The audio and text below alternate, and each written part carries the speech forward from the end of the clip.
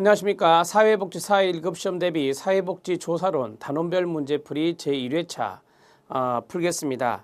마찬가지로 25문제에서 13문제를 먼저 풀고 12문제를 나중에 풀겠는데요. 미리 말씀드리겠지만 5번 문제와 6번 문제가 좀 유사합니다. 그래서 제가 6번 문제까지 풀고 여러분들에게 별도로 이제 그 홈페이지 창에 보면은 이 다운로드 할 수 있는 한글 파일이 하나 있습니다. 거기에 문제가 한 문제 더 있는데요. 그게 6번 문제를 대체하는 문제라고 생각하시면 되겠습니다. 그래서 이번 시간에는 13문제가 아니라 14문제를 풀게 되겠습니다. 그 새로운 문제는 여러분들이 출력하시면 됩니다. 출력하셔서 보시면 되겠습니다. 사회복지조사로는 여러분들이 제가 이제 이론 수업에도 말씀을 드렸지만 개념적인 부분을 철저하게 공부하셔라. 그리고 또 하나는 거기에 대한 응용으로 사례 문제를 다루어 줄 필요가 있다라고 말씀을 드렸습니다. 개념을 정리하지 않으면 사례 문제도 풀 수 없습니다. 그래서 다른 영역도 개념이 중요하지만 사회복지조사론만큼 개념이 중요한 데는 없을 것입니다. 사회복지조사론을 여러분들이 포기하지 않는 또는 점수를 어느 정도 맞을 수 있는 그러한 계기는 바로 개념 정리에서 시작이 됩니다.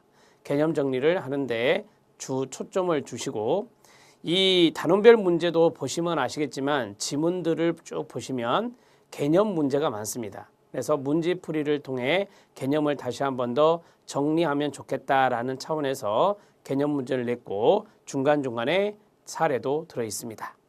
자, 그러면 지금부터 1회차 1번 문제부터 들어가겠습니다. 자, 1번 문제는 귀납법과 연역법의 문제죠. 시험에서 잘 나오는 방법론인데요.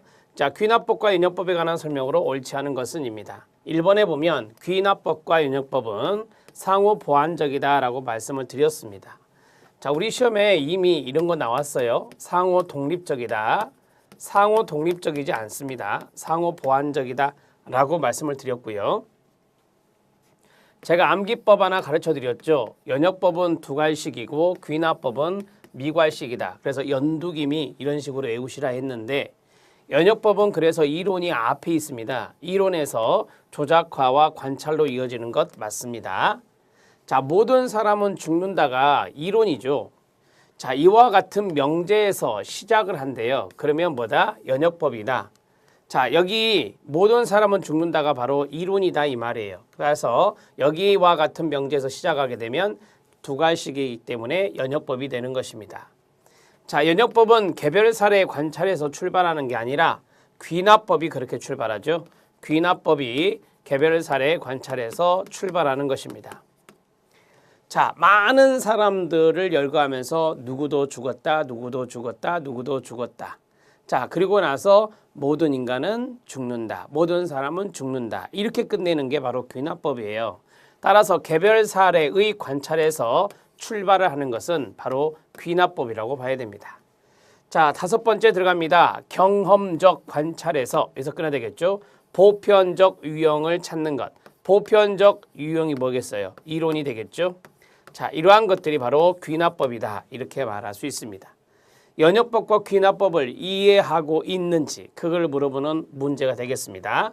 답은 4번이 답이고요. 1번 문제 잘 알아놓으십시오. 가장 기본적인 개념입니다. 자, 2번 문제 들어가도록 하겠습니다. 자, 2번 문제는 일상적 경험을 탐색을 할 때 범하기 쉬운 오류가 여러 가지가 있죠. 거기에 대해서 옳지 않은 것은입니다. 보시면 아시겠지만 앞에 과도한 일반화, 선별적 관찰, 사후 가설 설정, 비논리적 추론, 자아가 개입된 이해가 있습니다. 다 이런 것들이 개념이거든요. 오른쪽에 그 내용이 들어있네요. 한두 가지 현상으로, 그러면 소수가 되죠.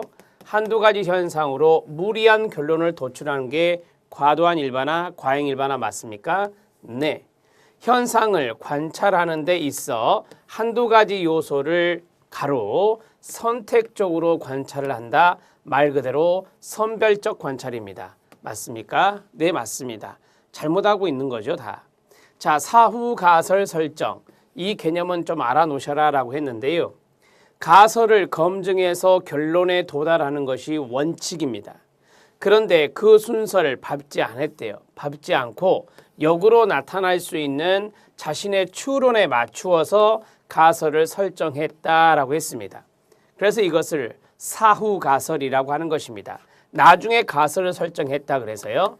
그래서 이걸 또 서국가설이라고도 하죠. 서국가설 설정, 사후가설 설정의 개념입니다. 맞습니다. 자, 이제 4번 지문 들어갑니다. 4번 지문은 비논리적 추론입니다. 말 그대로 논리적인 추론을 안 하는 것이죠. 상당히 비논리적인 결론, 추론에 도달하는 것인데요. 현상을 정확하지 않게 그 뭐죠?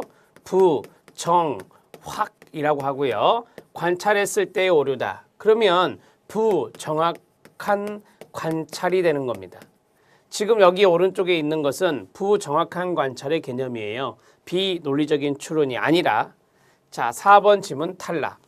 5번 자아가 개입된 이해입니다. 별표. 이것도 제가 중요하다 그랬어요. 알아놓으실 필요가 있다. 평가 결과가 나왔는데요. 연구자 자신의 명예나 체면 등에 손상이 되어 자신의 감정이나 가치관에 이해가 개입되어서 그것을 뭐하지 않는다? 인정하지 않으려고 하는 경우, 이것을 우리가 연구자의 자아가 개입된 이해다라고 하는 것입니다. 자, 여기 안에 다 있네요. 가치관에 이해가 개입되어, 감정에 이해가 개입되어, 명예, 체면, 손상 이런 거.